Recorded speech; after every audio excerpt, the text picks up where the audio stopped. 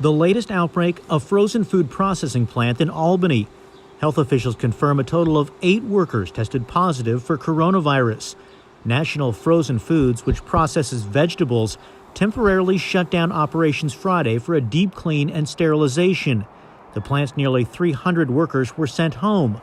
Union President Michael Berenbaum. There's a lot of tension and nervousness. Oregon OSHA, which oversees worker safety, confirms it's investigating National Frozen Foods.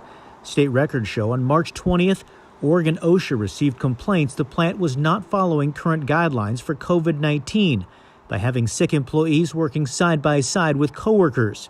Additionally, employer has told employees not to use hand sanitizer as needed to prevent exposure, the report explained.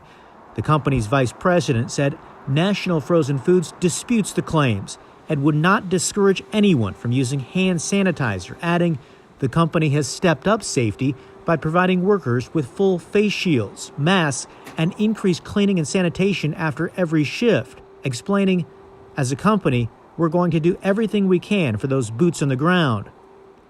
The outbreak in Albany highlights a troubling trend in our food supply chain. Workers are getting sick. Earlier this week, health officials confirmed 4 employees at Foster Farms in Kelso tested positive for coronavirus. I am concerned. I mean, because of what has happened in other facilities across the country. There have been severe outbreaks in several meat processing plants across Washington, including Walla Walla and Yakima. An investigation by USA Today and the Midwest Center for Investigative Reporting found that a rash of coronavirus outbreaks at dozens of meatpacking plants across the country is far more extensive than previously thought.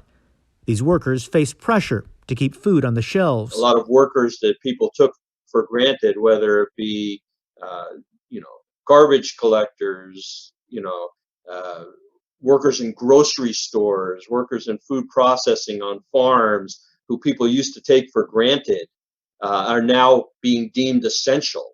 This week, a bill was introduced before Congress that would establish national safety standards to help protect food workers from the coronavirus. Kyle Boshi, KGW News.